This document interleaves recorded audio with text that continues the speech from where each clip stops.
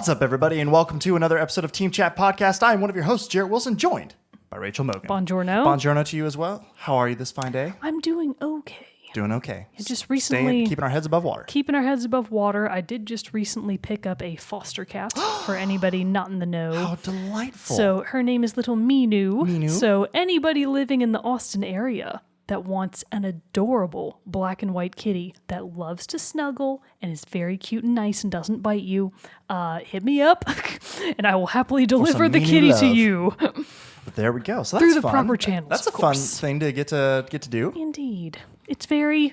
I haven't had a cat in 5 years. Oh, wow. And the only one that we've ever really had is our family cat. So it's like, oh, there's all kinds of stuff I forgot. Different. Different. Just got to jump back into that cat ownership, that pet ownership life. A readjustment.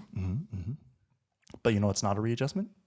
Sitting here around this table talking about video games here on Team Chat Podcast, a weekly show where we talk about games, the ones we love, the ones we hate, and everything in between. New episodes come out Tuesdays, 9 a.m. Central Time, and you can listen to those on podcast services around the World Wide Web, such as Apple Podcasts, Google Podcasts, Spotify, and others. You can also watch a video version of each episode on our YouTube channel, so head over to youtube.com/teamchatpodcast to watch all those there. You can find us on social media, Facebook, Twitter, and Instagram. You can join our Discord server. Links for all that are in the description below. And finally, if you're really loving and enjoying what we're creating here for you each and every week and are looking for a way to help make the show bigger and better, there are a couple of different ways you can do that. One is by heading to patreon.com/teamchatpodcast and supporting the show monetarily speaking for as little as $1 a month. And that will give you cool perks like getting the episode early before its General Tuesday release, access to a private channel on our Discord server specifically for patrons, and a lot of other good goodies as well. But another way you can help us in supporting the show and helping it grow is by also just supporting us through your listening, sharing us with your friends and family on social media, different stuff like that, writing us a review, all those things, that like and smashing subscribe. that like and subscribe button. All those things help us get the word out to more people and help, therefore, make the show bigger and better. So a big thank you to all of our listeners and our Patreon supporters. We love you all. We do.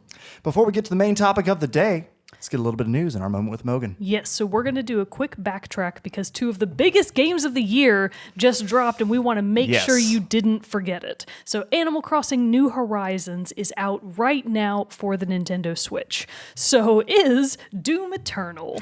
So they both released on the same day, two bestest pals right next to each other. Doom Eternal is for PlayStation 4, Xbox One, Stadia, and PC. So they also did drop Doom 64. Right. For, I guess, people that weren't able to get Doom Eternal. Well, no, it actually comes bundled with Doom Eternal. If you pre-order it, you get it free on PS4 and on your platform and Was stuff. that only for pre-orders? I don't know, actually, because it's the day before it comes out, and I just now actually pre-ordered Doom Eternal, so I don't know. It's offered as a pre-order bonus. I don't know if because that's a pretty big freebie to give away for just a pre-order. Well, so, I do don't wonder about it because the Doom 64 line claims that it's only for PlayStation 4, Xbox One, Switch, and PC, no Stadia. So it would be like weird if Doom Eternal was for Stadia, but Doom 64 wasn't. So I don't know.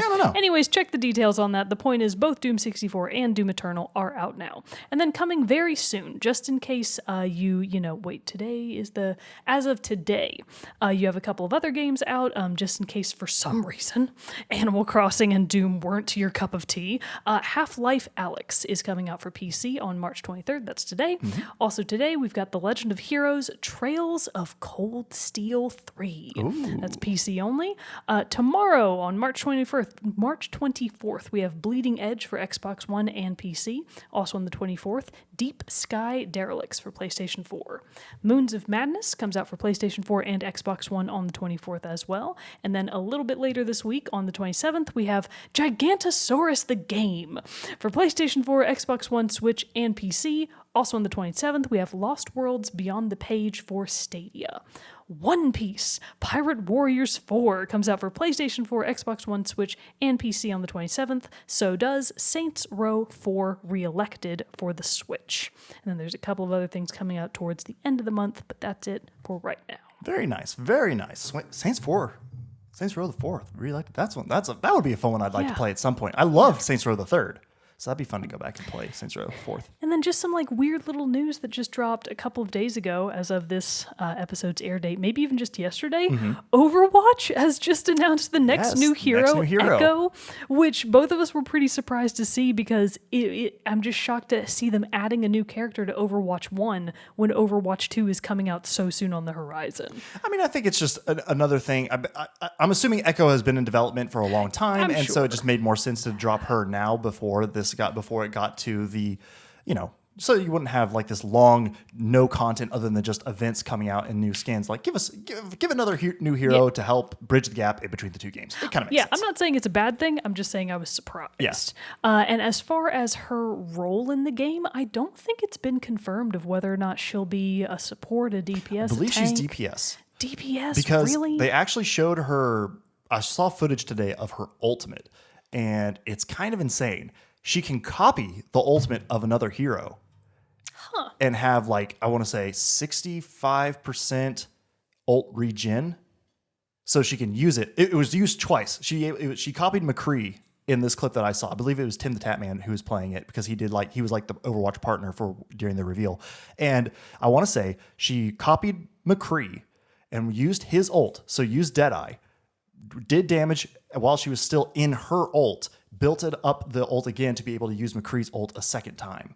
Granted, this was in the training room, so there was a lot of she wasn't being attacked and she wasn't being hit on, and being able to be destroyed or targeted by real players. But still, that's a pretty serious. That's weird. It's a pretty serious ult. So it'll be interesting to see how that affects the balance of the game. Yeah, so, I don't know about that. We'll have to look and see. Most heroes get tweaked after they come out anyway. So, what they usually do on round one is typically the most extreme version of every character. Right. And then they figure out how to rein it back in a little bit later. But anyway, so that's pretty much all the more recent news. Very good, very good. So you're probably looking at the topic of today's episode, which is more soundtracks. We are continuing our ranking of the top 10 soundtracks of all time, and you're probably sitting here at your chair in your car or wherever you are, near, far. Accidental Titanic, everybody. It's in America's blood. We can't help it. But wherever you are listening, or watching, you may be like, but hold up here, Jerrett and Mogan. Doom Eternal and Animal Crossing New Horizons just came out. Why aren't you talking about those? Well, because we're busy playing them, and we were going to do a first impressions episode on those, but we didn't feel like we'd be able to get enough in the time of their release to when we would need to record to be able to get the episode out to you this week. So you can expect that episode next week, where we'll be giving our first impressions on those games. And the primary reason for that is that for those of you that don't know somehow, Animal Crossing is typically a living game. It lives on the active calendar. Mm-hmm. So, for example, when I start playing it on Friday, it will be Friday. It'll be March 20th, and I will play on the standard time in the day. So when I pick it up at like 6 p.m. and I start playing it, it's going to be 6 p.m. And I can play all night, and then the next morning, it'll be Saturday. Right. So it's not like you can get that far in Animal Crossing in 2 to 3 days between now and when this episode, comes out. So, you need more time to dedicate to Animal Crossing. And I love all the time. Also, I'm not a cheater. I will not be using time traveling. I might eventually for certain reasons, but typically time traveling is not worth it. I see. I get it. And of course, I'd love all the time in the world I need to rip and tear more demons. So wait for that episode coming out. Speaking of things coming out that we're playing currently that I did want to touch on in the news, it was announced that the first DLC pack for the Control is coming out March 26th. So we'll have to finish up our playthrough of that so we can experience that DLC You as well. surprised me, so I wasn't ready to swallow that sip of water. I'm sorry. So anyways, is it going to be free? I don't think so. No, it's like part of it. I mean, it's not free DLC, but it's still DLC for the game, which that's awesome. If what I've played of the game so far is an indication, I would love to. Did I tell you that I did make a lot more progress? Yes, you got to the research part, right, or even farther now? I am halfway through the research center. Are you still ahead of me? We're probably about the same place now, because gotcha. I haven't played Control in about a week or so. Okay.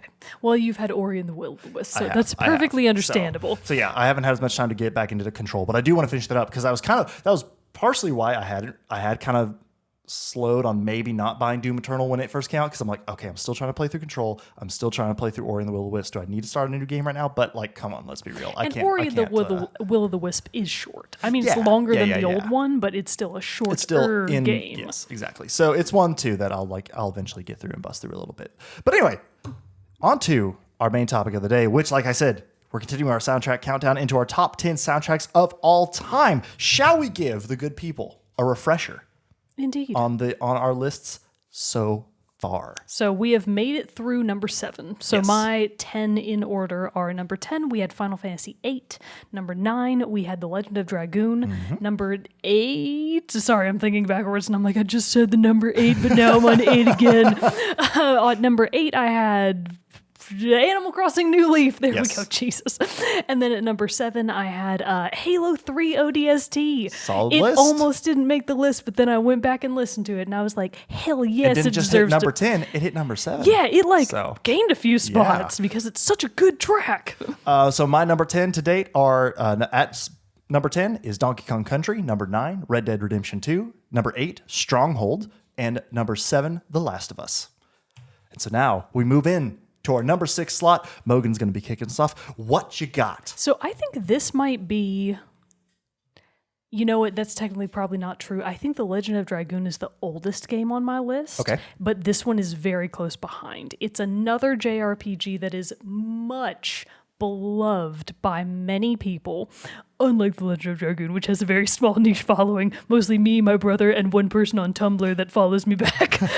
And we're like we're the only people keeping The Legend of Dragoon alive. But this game is very well known. People adore it. If it weren't for weird licensing rights, I think that it probably would have had some updated installments either through the Nintendo eShop, just for like being able to play it on more recent consoles, because it's Golden Sun. You've heard me talk about Golden Sun before. It's been a while. Golden Sun is one of my favorite games of all time. It typically it may have made the list the first time around. Okay. The first time we did our top 10 rankings, I think Golden Sun was on there. Of video? Games, yes. Okay, I remember And then that. the second time around, I think it got knocked down by a few newer games. But Golden Sun is still phenomenal, and it arguably is one of the best JRPGs ever.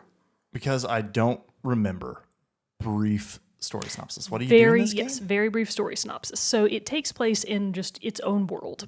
So Golden Sun, the premise is you are, there's the 4-party system. So eventually you're going to get 4 party members. But the premise is that you are Isaac, a young guy probably in his mid to late teens living in the town of Vale. Okay. And everyone in your town, you kind of get the feeling that you're sort of hidden from the rest of the world, your town is, because everyone in your town has the ability to use this kind of like forced style power of psi energy.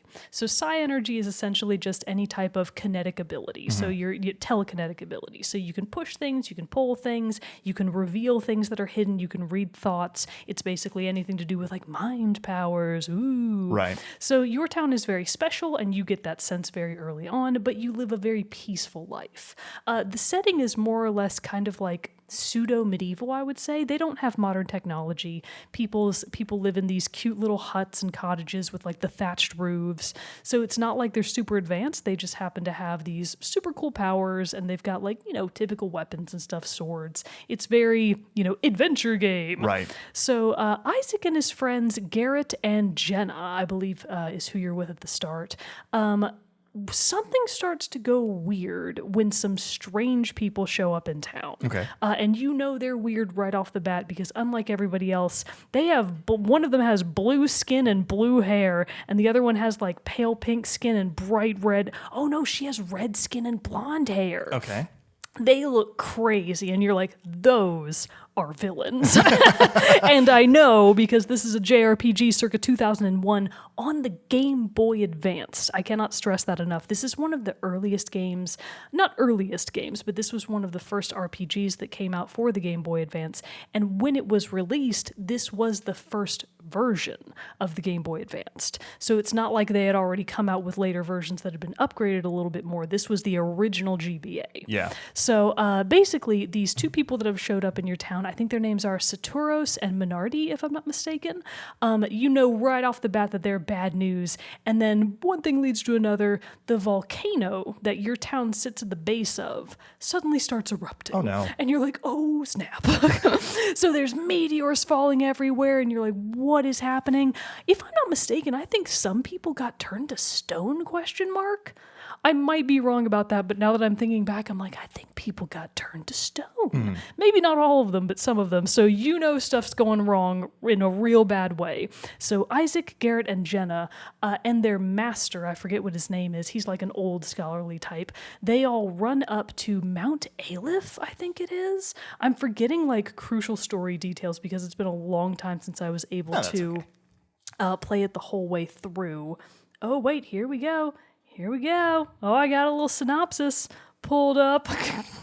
It's so long. Never mind. I'm gonna wing it. I'm just gonna wing it. So you and your master and your friends go up to what I believe is Mount Aleph. I'm pretty sure I'm right about that, because there's a sanctuary in Mount Aleph that houses basically like the 4 elemental powers of the world. Okay. And Mount Aleph is more or less the crux of where these powers live. There are lighthouses throughout the world that embody these as well. They are the elements of wind, fire, water, and air. That's air twice. Earth. Sorry. Earth, wind, fire, and water. Am I saying them right? I think you said them right. They're like the words are coming out, but they're not connecting to my brain. But so you know that the elements are housed here, and it's like a very mysterious place. Only certain people are allowed in. So the fact that these visitors, these strange villainous type people, are there is bad news. Yeah. I forget what exactly happens. But at some point, once you get into Mount Aleph, you have to do some typical, JRPG dungeon stuff to get to them. You do a bit of fighting. And at some point, the mountain erupts, I believe, because the powers have become so unstable, releasing into the world the elements. Like, basically, they're just at large now, and you're like, well... So you got to go track them down and bring them back into the mountain to restore balance. That's not good. Exactly. Nice. Okay. But you also know that these villainous people have some sort of plan in the works. Like, they did this on purpose. They destabilized magic in the world and basically just unleashed it on an unready population for a reason, and you're not sure what that reason is. So essentially, you are eventually... Oh, and your Garrett's sister, Jenna. She gets kidnapped, I think. No. Yeah, the bad guys kidnap her, and you're like, oh... Sharts. This is not good. I don't know. That's all I could think of. So that's the cool new swear that the kids are using. Sharts. There we go. So yeah, Garrett's sister Jenna gets kidnapped. Your master is like, okay, you two have to go out into the world and save her. I'm an old feeble man. Also, he may have been turned to stone. I can't remember. Bummer. My bad. So you two, as adepts, you have magical powers that other people don't. So you and Garrett venture out into the broader world, which you have never really been into, to meet new friends, defeat enemies, and of course collect the elements, which are basically embodied by these little adorable creatures called Jinn. And they're basically just these tiny creatures that are assigned to their various elements. Okay. So Jinn come in a variety of different personality types, we'll say, almost like Pokemon, but not really, because when you encounter a new Jinn, basically just out in the wild, some of them are really happy to see you, and they're like, sweet, I'll join you right away, and they'll just join your party. And you're like, man, that was great. Others are sort of part of environmental puzzles, and like they see you, and they see you coming, and they're like, oh no, I don't want to get caught. So they'll like try to run away from you, and you have to puzzle over to them and actually, get to them, and then they'll join your party. Right. And others are very aggressive, and they will fight you, and you have to defeat them for them to join your party. Interesting. So it's a really fun part of the game that is just full of enjoyment. I believe there are 8 total for each element. Okay. Don't quote me on that. Might be wrong. 8 sounds right, though. And they all have really adorable names that are all kind of assigned to their elemental category. Like the water ones will be like fizz, mist, deluge, and the water and the fire ones will be like blast. And I'm forgetting their names and making stuff up, but they'll be like inferno, blast, like very fiery kinds of stuff. So you get the gist. Right. It's a very on the nose game. It has a theme, and it's working with that theme the whole time. So basically, what you need to think about when you think of this game is a mix between this very otherworldly presence embodied by the elements and their presence in the world that they don't really belong in. Okay. And normal semi-medieval life. And that's the goal of the sound environment that Golden Sun is trying to pitch to you.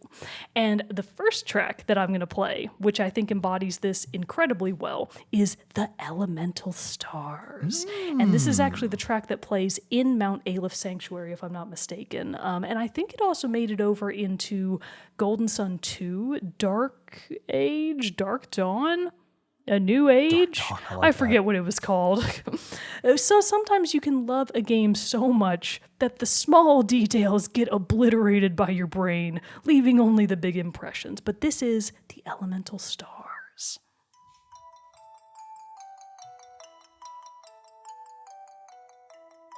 Just a little bit. Okay. Now you're gonna I'm getting like a celestial feel to it. Exactly, and you're gonna have to let it run for a second because there's a particular part of this that I want you to hear.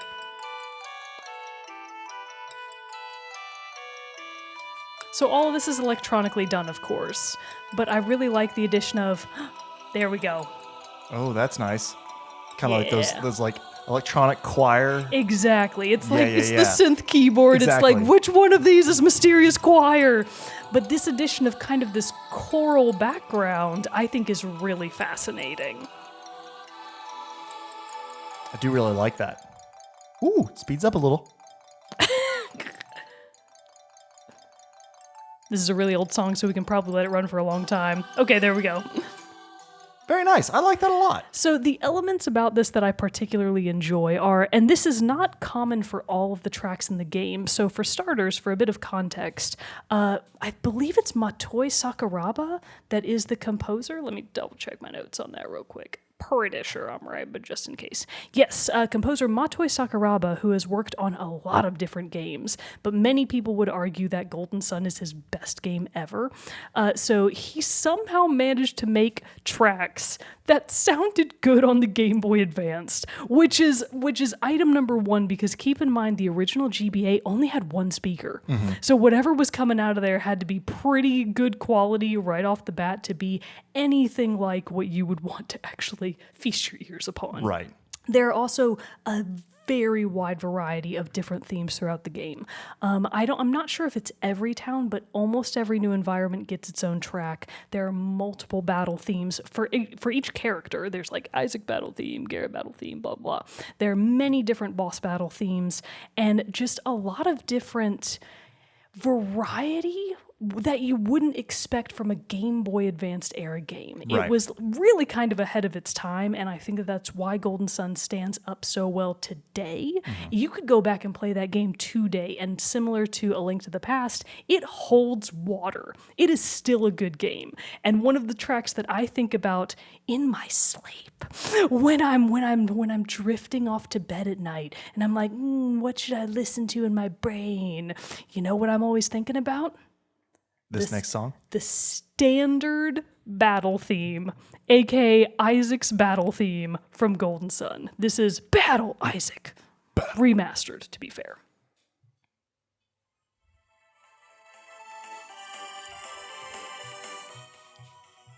I got a text, sorry. Oh. All right, this one... Again, very cool. This one, too, has like a little turn that I want you to hear. Okay. So it starts out, very repetitive, very just upbeat. But very much a battle theme. High energy, but a battle theme. But then. Oh, but then. Oh. Ooh, they all of the tracks do this. They start out very standard, semi-repetitive. Then it kind of just has that little interlude. And then they take these fantastic hooks and turns, just these little interludes that make them next level in my mind. I feel really happy just listening to this because that's great. A, the nostalgia factor, but B, it's just good quality tracks. Mm-hmm. And there's one more that I want people to hear just because it is so, so good quality. And YouTube knows what I'm looking for, because it's like, oh, if you're interested in Isaac's battle theme, let me give you the best battle theme out there. This is one of the, it's not the final boss, but this is the Saturos boss battle theme. Okay.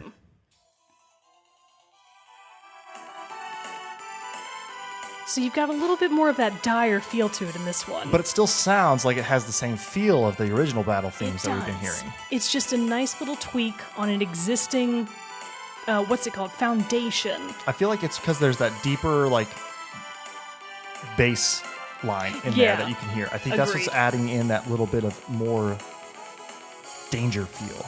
It's also got these like weird synths. Yeah, which honestly, this little bit is kind of reminding me of like Sonic for whatever reason. Not this.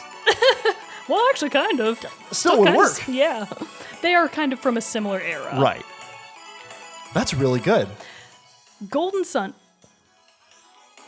And then it takes another of these crazy turns. Yeah, just another like synth line in there. It just keeps going, and everything just feels new and fresh every time I hear it, and it never gets old. That's one of the reasons that I wanted to highlight Golden Sun, because I've been listening to these tracks for...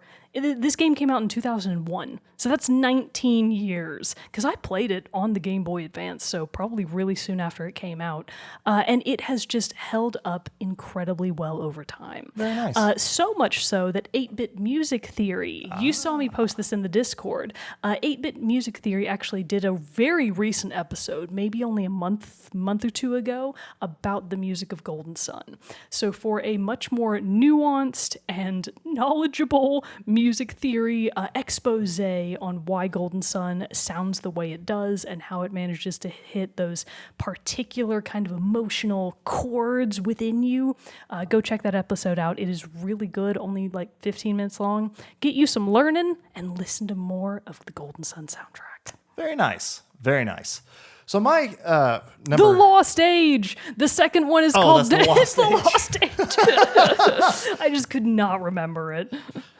So my number six game in my entry is one that I have talked about before. We're starting to, actually both of my entries in this one, again, are ones that we've talked about before, but they hold special places in my heart. Granted though, this is a soundtrack, or not even a soundtrack, a style of music that, while I enjoy it in bits, is not one of my first choices. Interesting. And it's actually very... it works out really well that I'm talking about it on today's episode, given recent events of the release of its sequel. I'm referring to, of course, Doom from 2016 I wondered by Mick Gordon. I wondered if it was going to make your list. So, I didn't want to assume, because I was like, I don't know, but I knew how much you love the soundtrack. It's for the intensity and the over-the-top action and adventure and gore that is represented and given to you in spades in Doom 2016, the soundtrack equally matches that and is the perfect counterpart to this insanity as you travel through the depths of hell and hell and back. And are you on Mars? Yeah, you're on Mars, I think, for a little bit. And so as you're going through all this different stuff, and it just never relents. The game itself never relents, except, like when you're watching a cinematic, of course. But when you're having the action, it's constant action. You're always about to just be in the next throwdown fight with a horde of demons. And this music just keeps you pumped and gives you so much adrenaline, so much more than what you would just have from the action itself. And that's why I think it's a perfect complement. But it's also one that when I have a day when I need to just sit down at the computer and bust out a shitload of graphics, just beast something out, just to beast out some work, it is the perfect accompaniment to that. And I turn it up, I blare it out of my headphone, blare it out on my speakers or my headphones, whichever I feel like wearing that day, and just have a blast.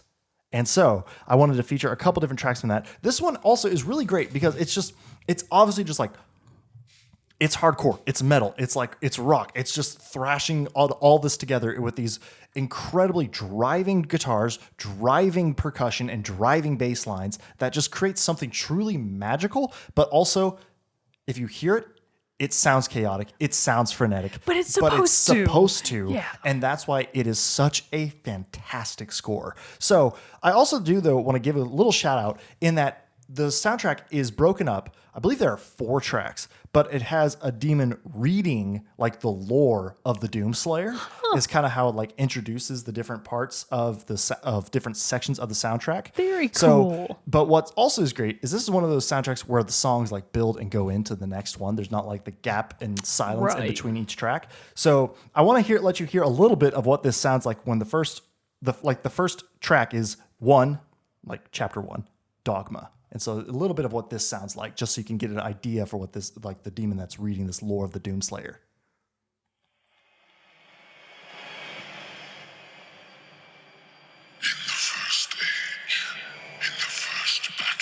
Christopher Judge? Right? Wouldn't that be cool? And so you just hear this. Then I just want to skip now. Well, pause. It's a little too much to talk over. I want to skip to how this rolls into the first track, which is the one that I wanted to one of the tracks I wanted to highlight, Rip and Tear. But listen to how this like kind of like builds into it before you hit the crescendo, and it's going to end. The demon's going to say Doomslayer, and then that's when I'm going to switch to Rip and Tear track. I'm ready. Those that tasted the bite of his sword named him the Doomslayer. And of course, I had it on shuffle. Damn you! Oh my gosh. Okay, let's try this again. This is what you get. This is what you get when you try to do things on the fly. Here we go. Let's try this again.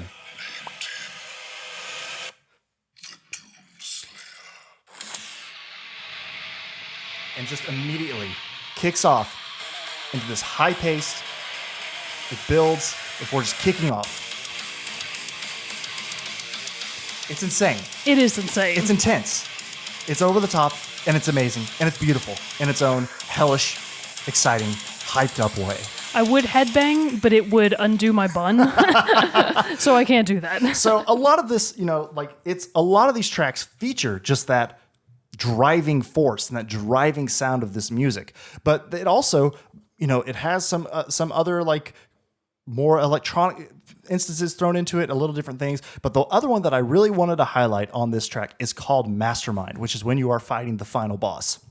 And it is it's on my running playlist actually. So is like another one on here. I think BFG and maybe BFG Division. And then I think Repetere is also on my running playlist. But this one comes on and it's just like, I don't care where I'm at in this run. It's going to give me the energy to see it through. Mastermind though is great because it has a really kind of a slower in quotes introduction to Slow for Doom. Slow for Doom before it kicks off into something that's even like it takes the energy to the next level, really, in my opinion. So this is a little bit of Mastermind.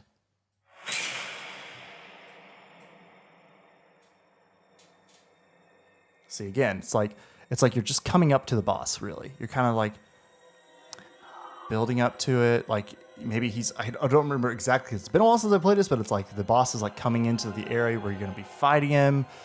You're kind of like walking in, doing your final preparations, just being like, oh, I don't know about this. I don't know. What am I going to have to fight? And it keeps building. You see the boss. You're like, oh no, what am I going to do?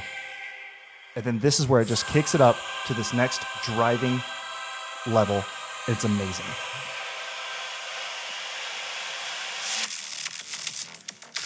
Ooh, that's very cool. A little bit techno. It's just that electronic, and I love that. Oh, that's awesome. Then it starts building in like the stuff that you heard in the other songs, and it just gets so crazy, intense. What's this track called? Mastermind. Mastermind. That's a cool track. Keep playing Yeah, it. it just keeps going and just building like this. This is the one that I love whenever this comes on my running playlist. Oh, I I'm just bet. Like, This is awesome. I'm great. I'm there. So it's got a ton of great music. It, it's obviously like those two instances of what I played for you are pretty much what you're going to get with the Doom soundtrack. So be prepared for that if you want to take on this listening adventure. But it is a hell of a good time. Godspeed to you. Godspeed to you, indeed. So I actually did watch though. I think I posted it on our Discord, but Bethesda released a video of Mick Gordon recording some of the score for Doom Eternal because obviously I'm expecting great things from this, but they actually recorded this bit here in Austin. No He gathered kidding. up metal band singers to come in and be the choir of hell. And so it's Did they get anybody from Immortal Guardian? You know Immortal Guardian? Yeah. I used to work with the bassist at the very first job there where Sam and I worked. I mean, I don't think he's with them anymore. He's not their bassist anymore. I their follow bassist. them on Thad Facebook. Stevens? Yeah. We used to work. Sam and I used to work with Thad at the media panel way back You when. think I wouldn't know the local metal scene? I don't know if They're they the did or only not. band I know. But you don't think I know this one band. I know one of them. But he gathered all these metal singers and brought them into the studio to just record like what he called the choir, Hell's Choir, the choir of hell. Now I'm dying to know if they were one of them. It's gonna be so good. So it's just hearing that little bit and seeing how he's crafting the score for Doom Eternal has me super excited for getting to listen to those tracks. So that's awesome. But I gotta play the game first before I can listen to it. I gotta get the experience in the game. You have to get to hear what it's gonna be like before I can jump over to listen to the soundtrack. It's just I'm hyped. It's just like with Ori. It's just like with Journey. You gotta play the game first and get that impact. Then you can enjoy it for years and years to come. Absolutely. But now I am dying to know if Immortal Guardian was in that. Go watch the video. It's I think I put it in the Sweet Vids channel. Did they list out who all they got?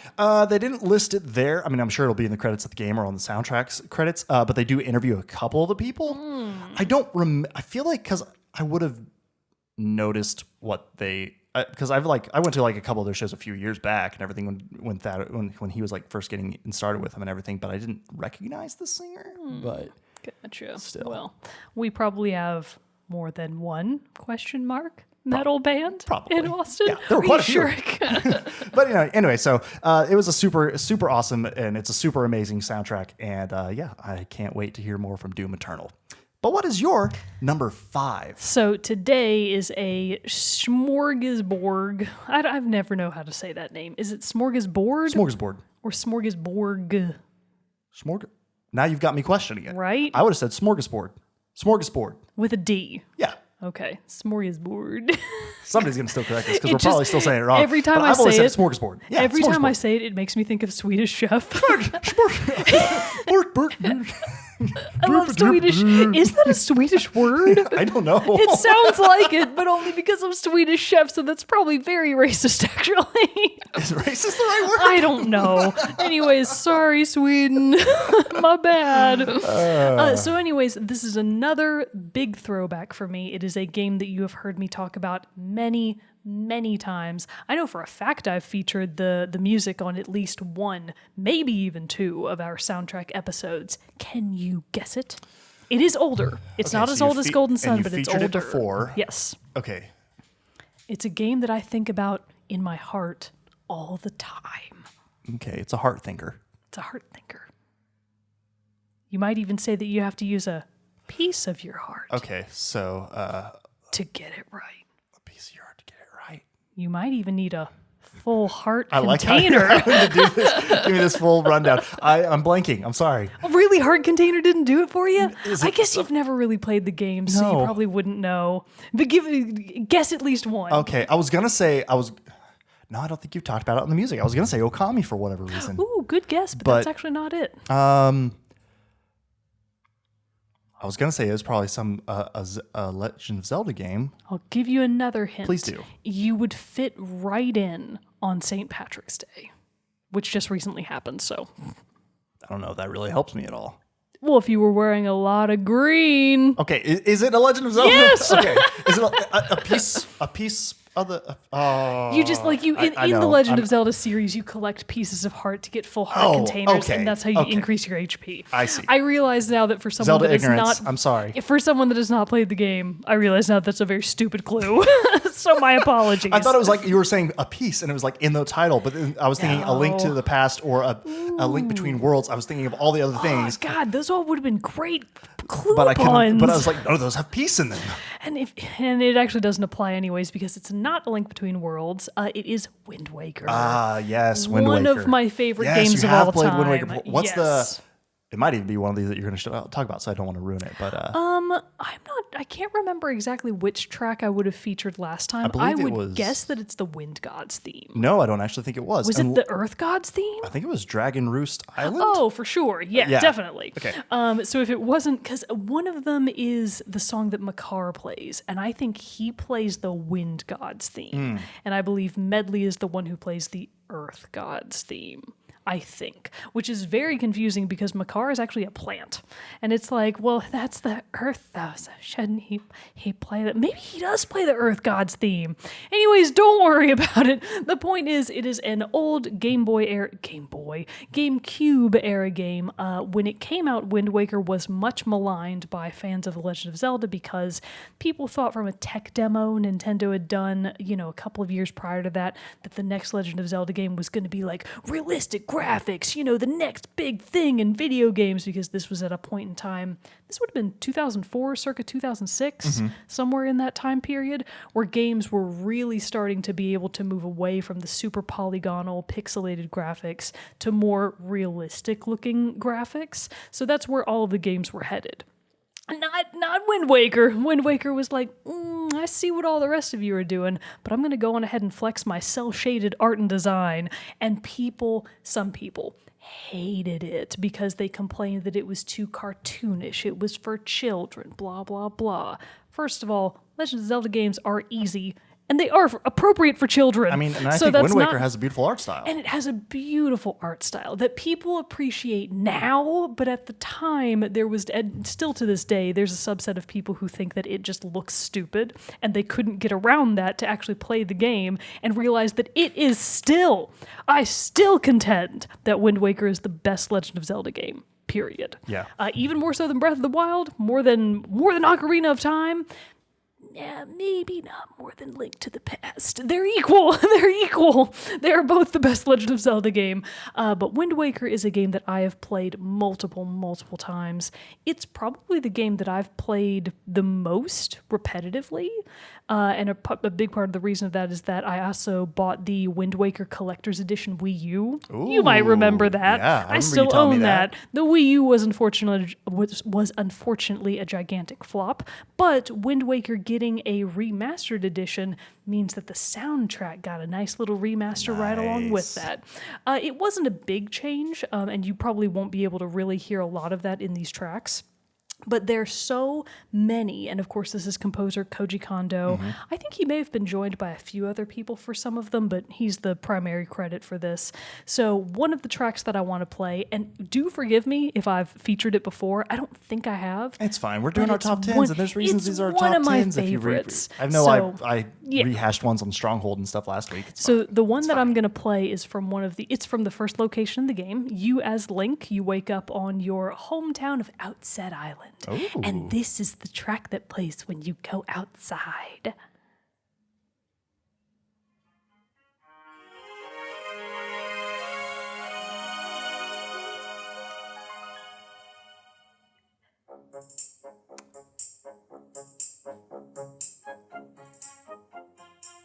How good is that? Loving this dance, too. Yeah, you like my dance? It's great. Watch the video for my sweet dance. GIF coming soon. It's that fiddle, like that higher-pitched kind of fiddle sound that I think gives, particularly Outset Island, and I think it's the Earth Gods theme maybe, a very unique sound. Joined by, of course, many wind and other stringed and tambourine-like instruments. Nice. That's so beautiful. It's beautiful. That. It's a joyous little track that maybe has some tuba in there. Is that what that was? That's boom, boom, boom, boom. Yeah. Yeah. So Outset Island is one of my favorite tracks, probably from the entire game, and it's part of the reason that just for fun, because the setting of Wind Waker is humanity has been scattered by a great flood. So there are no real continents anymore. There are only scattered islands. So each little town is kind of its own island, more or less, because they're canonically the tops of the mountains, which are the only things that remained when the world was flooded. Okay. So each island is very small. They really kind of only have enough room in most cases for one village or one tiny outcropping, and that's it. So to get from place to place, you have to sail everywhere, and it's a pretty long journey because you have to do it manually until eventually you get the ability to warp. But even then, you still have to do some sailing no matter what. You can't warp to every island. But Outset Island being your home base, you want it to feel like somewhere that is safe and secure and happy. And I go back to Outset Island all the time in-game just for fun. just to check on my grandma, make sure that my piggies that I've been helping a neighbor raise are doing good. You have to visit the Great Fairy once you eventually get the ability to go get her. There's the labyrinth. What's it called? Oh, it's called like the Labyrinth of Pain or something. It's really wild. Oh, it's gonna kill me to not remember what it's called. Basically, it's a multiple dungeon level where you just have to go through waves and waves of dungeon levels. The Labyrinth of Madness? Never mind. The point is there are many reasons built into the game to go back to Outset Island in addition to just wanting to go back on your own. And then, of course, you know that things are going really bad in the world when the entire Great Sea is covered in a storm that won't end. Uh-oh. And when you get back to Outset Island, even there it's storming and lightning and there's thunder and rain and you're like, oh no, it's reached me even here at the outset of the world because Outset Island is at the very edge of the bottom part of the map. Okay. So everywhere that you go from there, you're headed north. And it's basically in-game one of the last places you can get to before you can't go south any further in the game.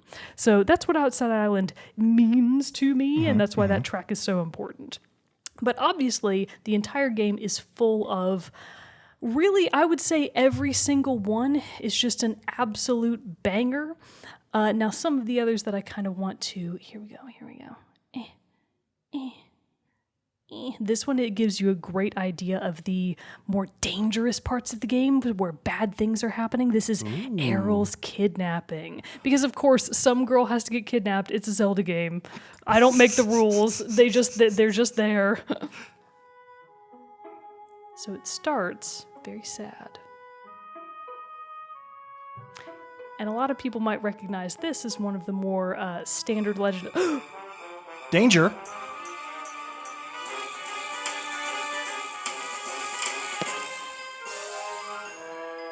So she just got snatched by a giant bird. Oh no. And you are having to pursue them on your pirate ship. Sounds like a good chase. It does. And then it abruptly gets cut off. Oh, because that end part, right, that you heard at the end there was Link is running after his sister to try and save her from this bird, and he literally runs himself off a cliff, and someone has to grab him to like pull him back up. It's Tetra, because he's so right for a game from 2006 because he's so worried about his sister, and I feel like that track does a really good job of highlighting the situational necessity, like, because it takes you through the beats. It's not just a standard track in that it has repetitive chorus or anything like that. It starts with that very calm theme because you're just talking to Errol, you're having a nice time. That beginning theme is actually a pretty standard Legend of Zelda track, and then it takes this hard turn into Crazy Town with these really high-pitched wind and string instruments that are going at a much faster pace than Errol's theme does, and you're just like, wow, where did this come from? And then, of course, a giant bird swoops in, grabs her up, and takes her away, and you try to run after her, but it's to no avail. And that's why it takes that sudden dive, literally off a cliff, to be like, nope, you're not going to be able to save her right now, buddy. You have to go on an adventure to save her. And it's like, yeah, classic Legend of Zelda, baby. This is good stuff. Very nice. But no, those are some impressive tracks. I really like those. Koji Kondo has done many Legend of Zelda tracks, and he has done a banger job on absolutely all of them. I am not sure if he's still alive. He may have died. I think he is. I think he's quite old. Japanese music. You're going to laugh when he's like 42. Oh, God. It's going to be really embarrassing. He's only 58. Nice. He is alive. He's very old. 58 years old. My bad. He's literally like, he's younger than my parents. Not by much, but by a little. So, okay, he's not actually that old, and he's definitely not dead. That's Still hilarious. alive and kicking. I just thought he was way older. Sorry, Koji. Man. He's done a bunch of work on the Mario games, too. Right. He's done he has a huge work. I think he did a fair amount of work on Mario Galaxy, which is another Mario game that has just it actually made my short list, but it didn't make it into the top 10. But Mario Galaxies 1 and 2 were both soundtracks that I was very seriously considering putting into this hierarchy somewhere. Very nice. Didn't quite make it, but almost. Almost. So my fifth game in the list is another one. It's a pivot from Doom, in that it goes back to what is, I would say, my favorite style of soundtrack, an orchestral score. Like a very love big. a good orchestra. Both of us do love do. a big- I can't rag on you for that. No, why would you rag on me for We that? Because they're both both. love a good orchestral score. It's great. An orca score. Orca score. Exactly. And so this is one that is just, again, music's an emotional thing. It's an emotional piece of work. Music is an emotional art. It's a piece of orca. And so this is one though that really, like, I want to say it's one of those things. I might like it. I think I like the music more. I can't say that. I can't say that I like the music more than the game. But like the Yes, music, you can. I can say that about many games. Maybe Halo, I do say that. Halo 3 ODST. the game itself is super good too. So that's why I'm saying, like, I don't know if that's a fair comparison.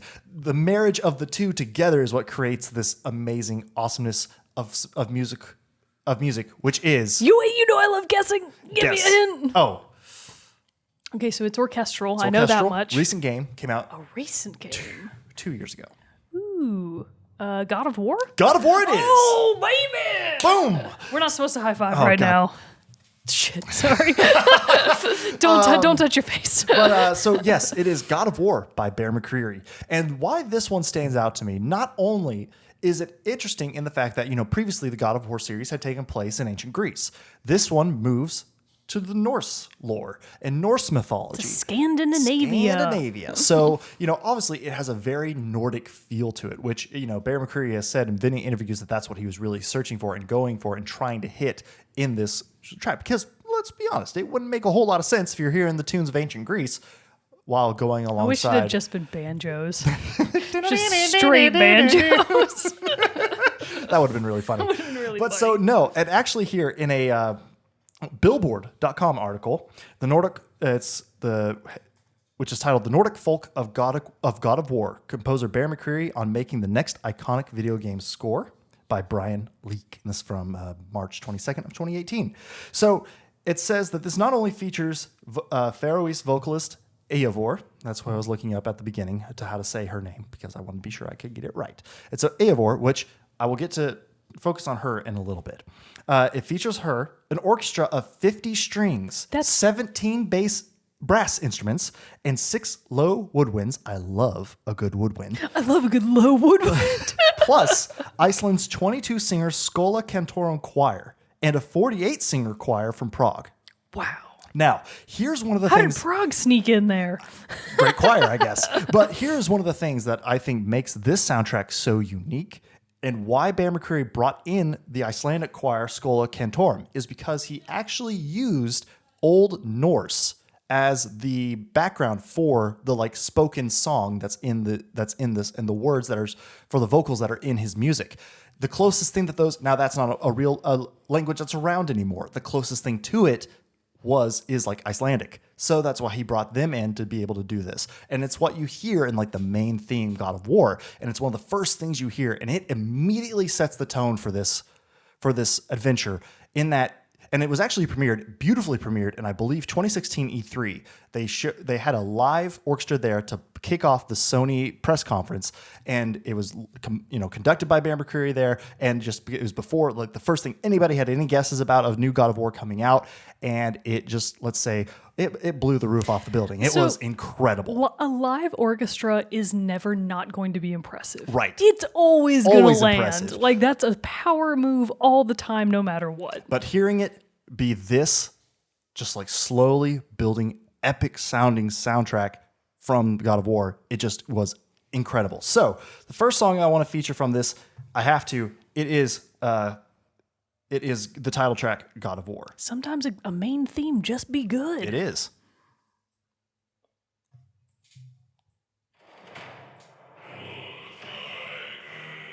That's that choir. Is that the one from Prague? No, that's the Icelandic one. Oh. It's just so deep and it's so brooding. Get that brass section in there. I don't know how you can even get your voice to go that low. Obviously, I'm a lady, I can't. but still. I have no idea. Christopher Judge, teach us your ways. I know. Wait, we know the trick then. You have to be huge. I know. You have to be a giant guy. because they are going low. They're going low AF. But so you get to hear that choir there, and that just immediately just gives this soundtrack such a unique sound. And it's just totally present. It's one of those things, you hear it, it gives me goosebumps every time. Now I said I want to talk about Eivor. Her voice and her vocals, she is kind of the representation in the soundtrack of Atreus' mother and Kratos' recently passed away wife. Travis, no, I do not mean obviously. Travis. I mean Atreus. You mean good old Travis, my boy. She is kind of the representation, and the motives and the themes that she sings are to be representative of the mother in the game. And her voice is godly. Ethereal. It is ethereal. It is. And so the next track that I wanted to feature is called Ashes. And she has these little parts, and I would also recommend the song Memories of Mother. Those are another one that feature her. But Ashes has this rising crescendo moment where it just, which I guess is kind of saying the same thing twice. It's a crescendo. It's obviously rising. So it has a crescendo, this moment in the song where she hits this like incredibly high note. Literally every time I hear it, I could be doing something else. I could be vacuuming the damn house. I hear this script and I'm like, oh, good chills. Oh my God. Goosebumps everywhere. It's so good. So I want to be able to jump right to that part so we can hear that a little bit. It is at 2:40 in the song for everyone listening at home if you want to go back onto the YouTube. And this is Ashes. This is Ashes. So this one highlights the strings starting off. This is like the main motif of the soundtrack, what you're hearing right now. My main theme kind of sound. Got that vocaling. So Eivor comes in later, so like I said, 2:40. So we're going to hear this little build. Here she comes.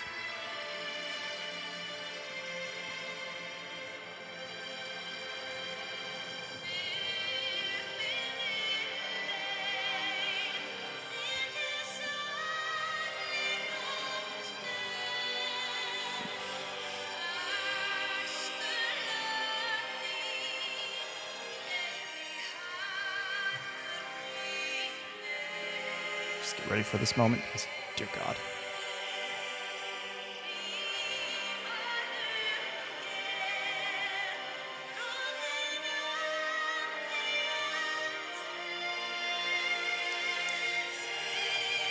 Did it again. That's some sweet stuff. It did it again because just as her voice hits that highest note, the strings well beneath it, the brass comes up, and it just, oh my God. That is powerful stuff. Oh my God. It's Excellent. so good. Where's Eivor from? The Faroe Islands. Oh, yeah. They have a really popular black metal scene. Oh, really? Did you know that? I did not. That's the only reason I know about the Faroe Islands. So I actually, after I listened to this, I actually went and listened to one of her more recent soundtracks, and it's not soundtracks, her recent albums, because she's just a singer-songwriter on her own, and incredible. It's great music. Go listen to it. What must it be like to know that people describe your voice as godly? I mean, I hope it's incredible. I have hope she that- watches this. To I'll have tag her. that. To be fair, the Faroe Islands are tiny. She'll probably see it. They don't I'll have just many tag people. everything the Faroe Islands, Faroe Islands, Faroe Islands. Tag like their Eivor. mayor, and he'll be like, "Oh yeah, I live next door to her." They're very small. But still, the soundtrack, I wanted to focus on those two parts. Obviously, there are battle tracks in this soundtrack that are very great. I would recommend the song Valkyries. In fact, you know what? Screw it. I'm going to play a little bit of Valkyries. That sounds familiar. Have you featured Valkyries before? I might have. When I talked about this soundtrack before, Valkyries 315 also has some great vocals. You mean Valkyria Chronicles 5? Just kidding. I don't even know if they got to 5. They probably did. Let's say 315. Okay, so 315 in Valkyries. Because the Valkyries, this is one that, Valkyries are the hardest bosses in the game, really. Yes, They you are did talk intense, about this they are one. insanely hard to play against, and this music just captures the intensity of those fights. Right, I'm ready. Especially at this part where there is some extra. I always just love it. And then whenever the vocals- banjos come in. All right, so here we go.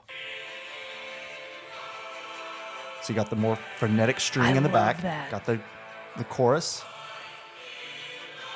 The choir, I mean. And then this extra line of vocal comes in.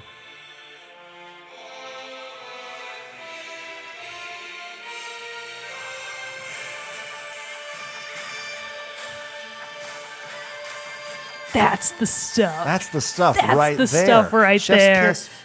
Ah, beautiful. It's like Salt Bae sprinkling them tones. Absolutely. So the whole soundtrack is just a beautiful. magical gift, and it is able to again perfectly match this tone of this Nordic setting and everything, and have that feel. You know, you listen to it, and in its slower moments, you can easily transport yourself to the snow-covered mountains that you're traversing on your journey. You can immediately put yourself into the battles that you fight, and the way that the soundtrack is able to so seamlessly transition into the peaceful to the frenetic, into the slower to the epic is just outstanding, and Bear McCreary did an amazing job. So that is why God of War deserves to sit at my number 5 spot. That was excellent. Thank you. Very pleased. Thank you. 10 out of 10. You Not should for the listen game, to this whole thing. but for your soundtrack review. But you should listen to the whole soundtrack because it is, you should listen to the whole soundtracks of all these games because they are just... God of War is game 1 out of 10, but as a soundtrack, bullshit. It's amazing. that damn Travis. But no, the whole thing is just an incredible treat for your ears. And so I think that's why everybody should go listen to it. Powerful stuff. Powerful my stuff dude. indeed. But that wraps up our continued ranking. We have one more episode left. We're going to crunch through. It's going to be a longer one. I'm going to just say. We're going to try to jam them all. But we're going to get 4 through number 1. But It's like gonna I be a said, doozy. we are going to interject a week to have our episode on Doom Eternal and Animal Crossing New Horizons. So expect that for the next week's episode. Obviously, though, if you've listened to any new soundtracks lately or have your own Or even list, really old ones. We're into those old ones too. any soundtrack that you've listened to that you think is great and love and is maybe on your top 10 list of soundtracks of all time, send it our way because we always are searching for new music to listen to, especially video game soundtracks. So you can do that at teamchatpodcast@gmail.com. You can comment below on the video, audio, wherever you're listening. Send us a message on our social media platforms. We'd love to hear from you. Talk about it with us on our Discord. We have a whole channel there that's just for soundtracks. So send them our way. We'd love to hear from you. What should we do for our soundtrack spotlight? I just realized we hadn't picked. We didn't pick, did we? Oh my God. We did. We did it wrong. I got so into this other stuff. I didn't. Whoopsie-doodles. Whoopsie-doodles, they say. Let me just take a quick peek. We should feature one from a game we haven't talked about. Let's do that. Let's do because I don't think it's going to make it into my top 10. Okay. I'll say that right off the bat. Let's do a track from Child of Light. Because I just recently rebought Child of Light. It was on sale on like I wanted to say the Wii store. It's not the Wii Nintendo store eShop. Come anymore. on, It's the get it right. Nintendo eShop for the Nintendo Switch. Unfortunately, it's not 2011 anymore. But anyways, let's do Child of Light, and this is by French Canadian name I can't pronounce. It's like Kurt a Pirate. It's it basically That's means how I'd- pirate I heart, would and say we it, I were think. like, sure, we can't do the French, but we will try our very best. We're gonna feature Magna's Heart, which I believe is a pretty chill track. There we go. Hope I'm not wrong about So Magnus Heart. Magna's Heart. Magnus Heart from Child of Light is the soundtrack spotlight for you all to enjoy this week. So until next time, everybody, I'm one of your hosts, Jerrett Wilson, joined by Rachel Mogan. Peace out. We'll see you all next week. Stick around for the song.